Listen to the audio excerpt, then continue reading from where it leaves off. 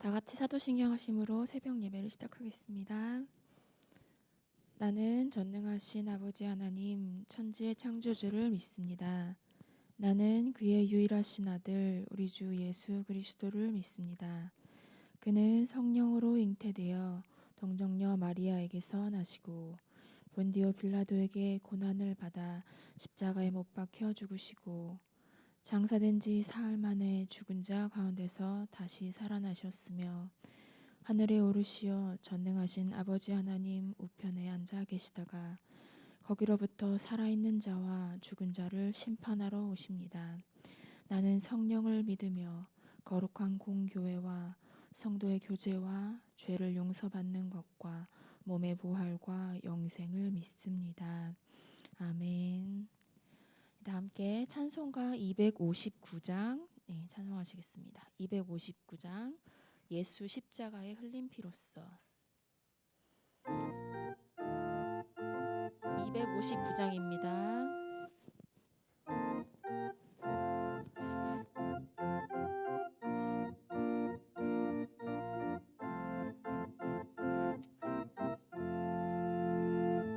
예수 십자가의 흘린 피로써 그대는 씻기어 있는가 더러운 죄 회개하는 능력을 그대는 참으지 않은가 예수의 보혈로 그대는 씻기어 있는가 마음속에 여러 가지 죄악이 깨끗이 씻기어 있는가 주 예수와 밤낮으로 늘 함께 그대는 행동을 하는가 아무 때나 어디서나 그대는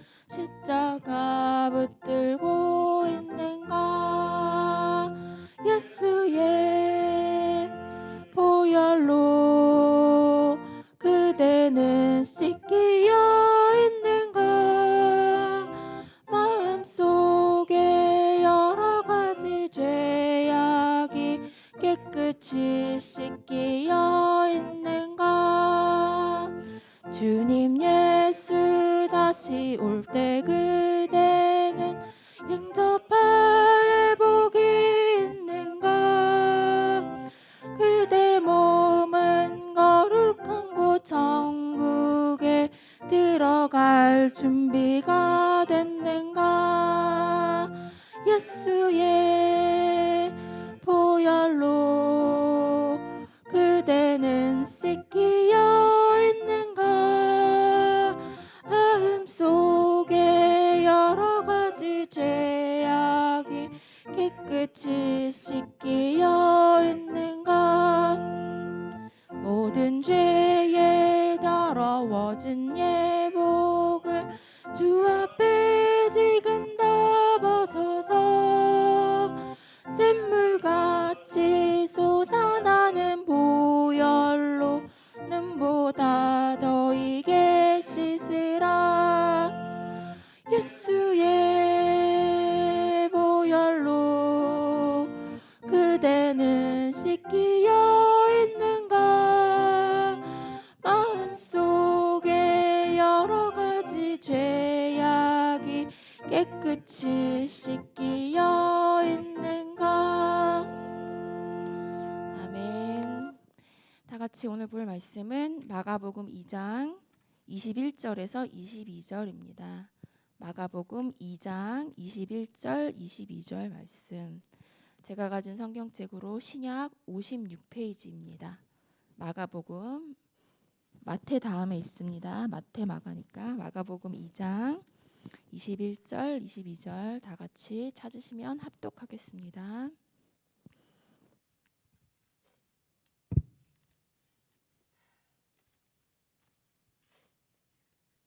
네, 다 찾으신 줄 알고 21절 함께 읽겠습니다. 시작. 생배 조각을 낡은 옷에 붙이는 자가 없나니 만일 그렇게 하면 기운 새 것이 낡은 그것을 당기어 헤어짐이 더하게 되느니라. 새 포도주를 낡은 가죽 부대에 넣는 자가 없나니 만일 그렇게 하면 새 포도주가 부대를 터뜨려 포도주와 부대를 버리게 되리라. 오직 새 포도주는 새 부대에 넣느니라 하시니라. 아멘. 저는 포도주를 만들어 본 적도 없고 부대를 본 기억도 없어서 이게 무슨 말일까 참 잘 모르겠더라고요. 그런데 그래서 이 관련된 이제 문구도 읽어보고 그랬습니다. 그렇구나 하고 이제 한 가지 알게 된 거는 오래된 묵은 포도주가 더 멋있다고 하잖아요. 그것을 이제 이미 포도주뿐만이 아니고 이제 술 담궈 보신 분들 뭐 술을 꼭 이렇게 취하려고 먹는 건 아니고 몸에 좋아서 만들어 보신 분들 있으시다면 아시겠지만 발효되잖아요, 그렇죠? 발효돼서 그것이 그 안에 있는 액상과 융화돼서 몸에 좋게 효소가 되는 건데 결국 그 안에 효소가 있어서 그런 거잖아요. 근데 포도주를 맨 처음 만들면 그 새 포도주가 안에 그 효소가 이제 생긴 지 얼마 안 된 것들이 그것으로 인해서 이제 막 부글부글부글하니까 기포가 생겨서 이렇게 올라온다고 하더라고요. 그래서 이거를 유리 같은 거에 넣으면 넘쳐서 끓어오른대요. 그래서 계속 바꿔줘야 된다고 한다고 하더라고요. 근데 여기서는 이제 부대라고 하죠. 가죽 부대로 만들어진 건데 낡은 부대와 그 새 가죽 부대의 차이점은 낡은 부대는 이미 이전에 있었던 포도주를 담았었기 때문에 이게 팽팽해지고 늘어진 대로 늘어져서 더 이상 이렇게 주머니가 커질 수 없는 거죠. 근데 낡은 가죽 부대에 이 새 포도주를 넣으면 새 포도주는 제가 금방 말씀드렸다시피 이렇게 효소로 인해서 막 이렇게 점점 불어오르잖아요. 그러면은 그걸로 인해서 이게 더 넓어져야 되는 건데 낡은 부대는 더 이상 포용 공간이 없는 거죠. 그래서 여기서 하는 말이 결국 그 부대가 터지게 된다. 그럼 어떻게 돼요? 귀하게 담은 포도도 버리게 되고 이 부대도 버리게 된다는 이제 그 이야기인 겁니다. 저희한테는 약간 생소할 수 있지만 이스라엘 사람에게는 이게 너무 당연한 것 중에 하나인 게 이스라엘은요 비가 참 굉장히 귀한 나라입니다. 그래서 제일 많이 심은 과실수가 뭐냐면 포도나무예요. 포도나무는 어디다 심어도 참 잘 자라고 물을 많이 먹지 않은 데다가 그 이스라엘은 또 돌이 많거든요. 그럼 돌 위에서 이슬이 바로 아래 맺히기 때문에 돌만 근처에 많이 있으면 포도나무는 광야에서 심어도 이스라엘에 있는 이 척박한 환경 속에도 잘 자란다고 합니다. 그래서 물 대신에 포도주를 먹을 만큼 왜냐면 물이 귀해서 그래서 이 포도주라는 게 굉장히 익숙해요.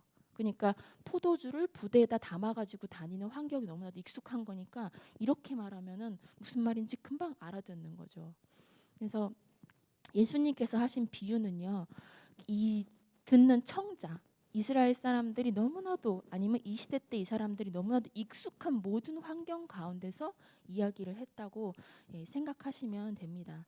제가 월요일 날 하나님 나라가 가까이 왔다라는 그 말에서 포인트를 두고 말씀을 드렸어요. 하나님 나라가 가까이 오는 게 아니라 구름 타고 오신 예수님이 오시면 우리가 다 이 세상 놔두고 다 이끌려 올라갈 거라고 생각하는 그런 종말에 대한 생각을 가지고 있었던 사람들에게 아니고 우리가 있는 이 땅에 하나님 나라 가까이 왔다, 내려오셨다, 이미 시작됐다라는 굉장히 획기적인 발상을 말씀하신 게 예수님이라고 말씀드렸어요.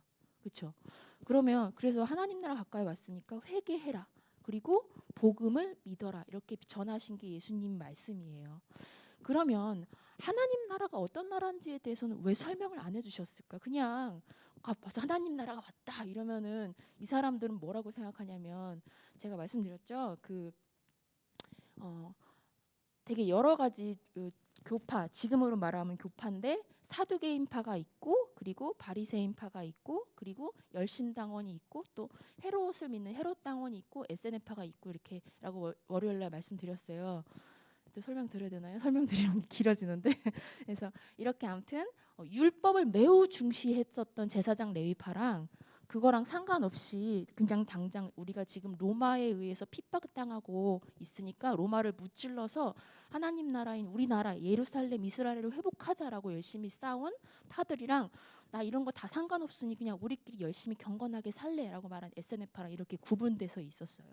예, 그런 모든 사람들에게 하나님 나라라고 말하면 다 각자 받아들이는 게 다르지 않겠어요? 그렇겠죠. 열심히 열심당원한테는 로마를 물리치는 게 하나님 나라가 이루어지는 걸 테고, 제사장으로 있는 이 제사장인 사두개파들한테는 뭐예요? 하나님 나라를 위해서는 제사를 열심히 드리게 되니까는 로마 사람들이 열심히 우리나라를 보호해 줘야 되는 거예요. 자기가 있는 권력을 그대로 유지하려면. 그리고 에세네파한테는 자신들은 이런 거 다 상관없이 자기들만 정결하게 산다 공동체를 따로 이뤘으니까 우리 공동체가 잘 유지될 수 있는 것이 하나님 나라가 오는 것이지 않겠습니까? 여러분이 있는 자리에서도 갑자기 하나님 나라가 왔다 그러면 내가 가지고 있는 지식과 그런 경험으로 제일 좋은 걸 그냥 상상하지 않겠어요? 이때 있는 사람들도 마찬가지였습니다. 하나님 나라가 왔다니까 자기 각자 방식대로 해석을 했어요. 그래서 예수님께서 뭘 하시냐면 마가복음에 보시면 1장 27절 잠깐 보실래요? 바로 앞장입니다. 1장 27절.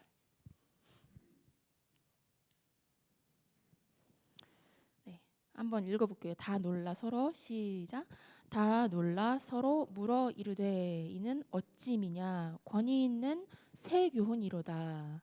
네, 여기까지만 읽을게요. 새 교훈이로다. 그러니까 하나님 나라 선포하시고 그 다음에 뭐 하셨죠? 그 다음 바로 어부들 제자들을 부르시고 그 다음에 뭐냐면 가버나움 안식일에 가버나움에 있는 지역에 가셔서 회당에서 새 교훈을 선포하신 거예요. 근데 새 교훈이 어떤 것인지에 대해서 나와 있지 않지만 그걸 그 다음에 귀신을 이렇게 축출하시는 그런 기적을 벌이니까 사람들이 다 놀란 거예요. 우와, 얼마나 권위 있는 새 교훈인가. 그러니까 하나님 나라가 왔다 하고 끝내신 게 아니라요. 어떤 하나님 나라인지에 대해서 이야기도 하시고 그 이야기에 맞춰서 귀신도 물리치시고 병자도 치유하시고 하신 예수님의 모든 이 모습을 하나님 나라라고 보여주시기도 하고 가르치시기도 하고 다 하신 거예요. 그러면 하나님 나라가 뭔지 잠깐 보면 여러분 마태복음에 있는 산상수훈이 무엇인지 아시죠? 네, 다 아시니까. 네. 이 산상수훈은 그 5장에서 말하는 마음이 심령이 가난하고 애통하고 이런 이 앞에 있는 몇 구절만 이것을 산상수훈이라고 말하는 것이 아니라요. 마태복음 5장에서 8장까지를 다 산상수훈이라고 표현합니다. 그럼 그 안에 있는 내용을 간단하게 한마디로 추출하면요. 한마디로 용서하라는 거예요. 용서. 베드로가 물어보잖아요. 예수님, 제가 몇 번이나 용서해야 됩니까? 그랬더니 7번 용서하면 됩니까? 7번에 77번까지도 용서해라. 그거는 어떻게 해요? 77번 세서 용서하라는 게 아니죠. 그죠? 용서하라는 거예요. 계속 할 수 있는 네가 최선을 다해서 다 용서하라는 거죠.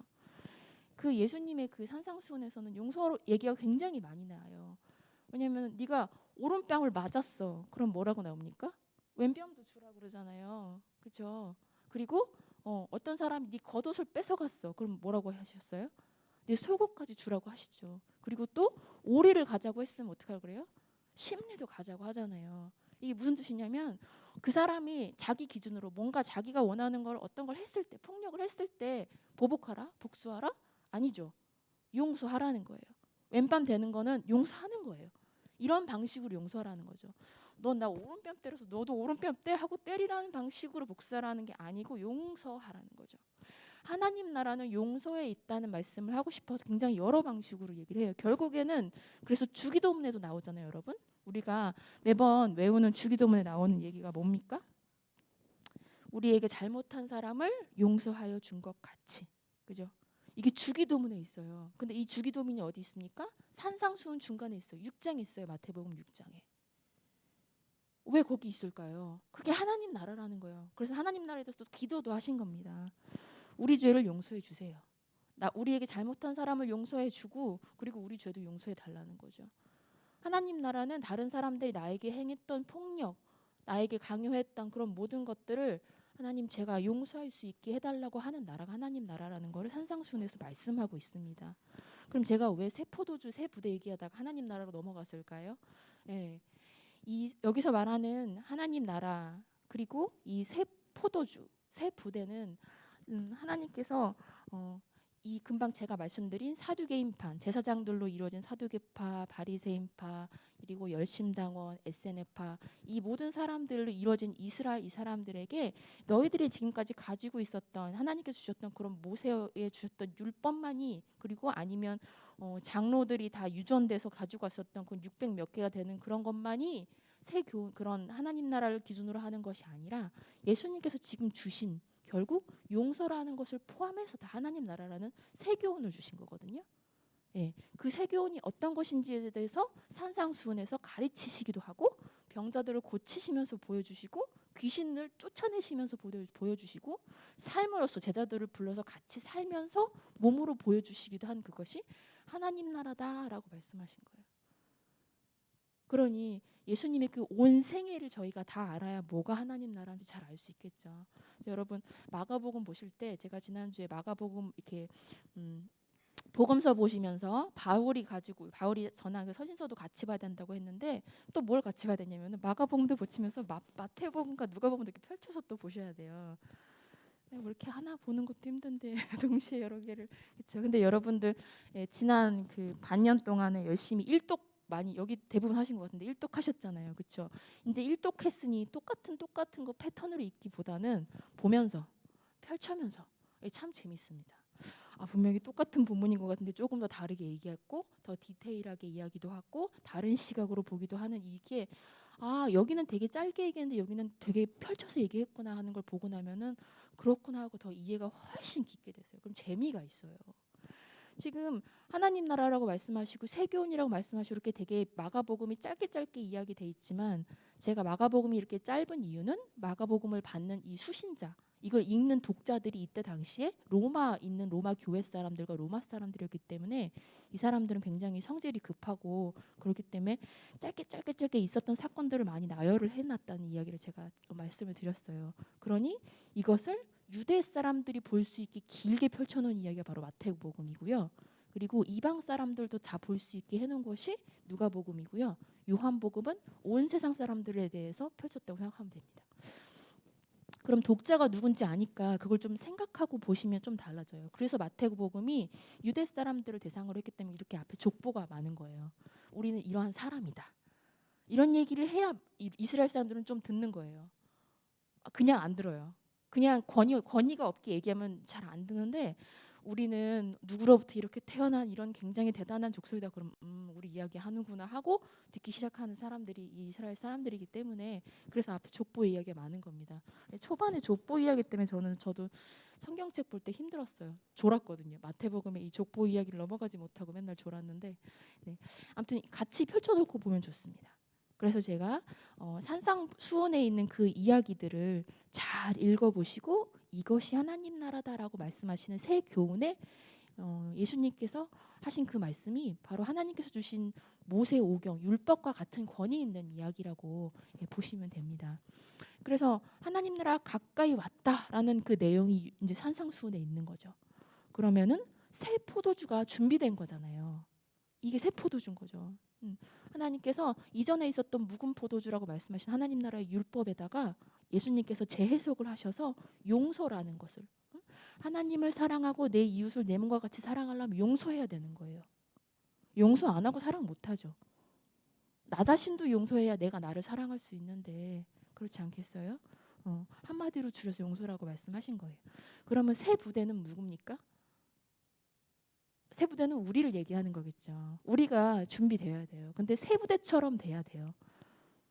이전에 내가 가지고 있었던, 내가 살면서 살아서 다른 사람들을 판단하고 정지하고 힘들게 하고 나 자신도 힘들게 했던 모든 것들을 이제는 좀 내려놓고, 없애라는 게 아니고 내려놓고, 주님 주신 그 용서라는 것을 받아들일 준비가 돼 있어야 한다는 이야기를 하는 겁니다. 사람들마다 각자 경험하신 것들이 되게 다르잖아요. 살아오신 연수도 다르시고, 그러니 그 믿었던 믿음 생활도 다르시는데, 그래서 내가 가지고 있는 틀로 똑같아요. 바리새인들도 자기가 지금까지 배웠던 틀로 다른 사람들을 나도 모르게 눈으로, 마음으로, 생각으로 자꾸 정죄를 해요. 나 이만큼 경건 생활을 했는데 저 사람은 참 주의 성수도 못하고 봉사도 못하고 토요일날 와서 좀 같이 좀 청소하면 좋겠구만, 이런 마음이 나도 모르게 들죠. 이렇게 정죄를 하는 마음이 든다는 겁니다. 근데 그 마음은 그러면 바리새인이나 사두개인과 똑같은 거죠. 내가 이만큼 했으니 저 사람도 저만큼 해야 되고라는 정죄하는 마음이 든다면, 아, 주님 오늘도 제가 주님 주신 용서의 마음을 잃어버리고 다른 사람을 또 판단했군요라고 회개하시면서 하나님 나라를 다시 한번 또 받아들이시고, 그리고 내가 복음을 믿는 마음으로써 그들을 용서하고 나도 용서하며 다시 한번 또 새 부대로 지어지는 매일매일이 되시기를 바랍니다. 기도하시겠습니다. 하나님 참 감사합니다. 오늘 저희에게 하나님 나라를 주셨고 그 하나님 나라가 어떤 것인지에 대해서 하나님 조금이나마 알게 되었습니다. 하나님께 주신 그 귀한 율법에 유대인들이 이어져온 그 장로들의 전통에 예수님께서 용서라는 것으로 하나로 통합하셔서 말씀해 주셨습니다. 주님, 저희가 내 안에 있는 내가 지금까지 가지고 왔던 틀과 이상으로 주님 다른 사람들을 판단하고 정죄하며 그들에게 분노와 화를 내며 나 자신이 용서를 하지 못하는 분리된 삶을 살지 않도록 주님 도와주시옵소서. 그들을 용서하고 나 자신도 용서하여 우리가 서로가 하나 되어 평화로운 하나님 나라를 오늘도 이룰 수 있도록 주님 도와주시옵소서. 그리고 저희가 새 부대가 되어 새 포도주를 잡는 그런 귀한 공동체가 될 수 있게 도와주세요. 감사드리며 우리 주 예수님 이름으로 기도합니다. 아멘. 네, 이 시간 함께 우리나라와 한국 교회를 위해 기도하시겠습니다. 정치하시는 분들도 그리고 경제적으로 리더하시는 분들도 나라를 위한 것이 아니라 자기 그냥 기업만 위하고 그런 이기적인 마음에서 벗어나서 우리나라에 이렇게까지 많은 복음이 들어와서 있는 것도 다 우리나라에 주어진 사명이 있는 줄로 믿습니다. 우리나라가 우리 교회가 하나님께서 주어주신 사명을 깨닫고 우리도 용서로서 다른 사람을 다른 나라를 아직 하나님을 모르는 사람들을 사랑할 수 있는 곳에 발걸음을 옮길 수 있는 그런 나라가 될 수 있도록 빛과 소금의 역할을 하는 공동체가 될 수 있도록 다 함께 기도해 주시기 바랍니다. 기도하시겠습니다. 하나님, 저희 공동체가 저희 나라가 저희 교회가 하나님께서 보시기에 하나님 나라가 이 땅에 이뤄지고 있구나, 그 첫 발걸음을 내딛고 있구나를 주님 알 수 있도록 하나님을 기쁘게 할 수 있는 주님 저희 공동체가 될 수 있도록 아버지 도와주시옵소서. 주님께서 저희에게 너무나도 귀한 새 포도주를 주셨습니다.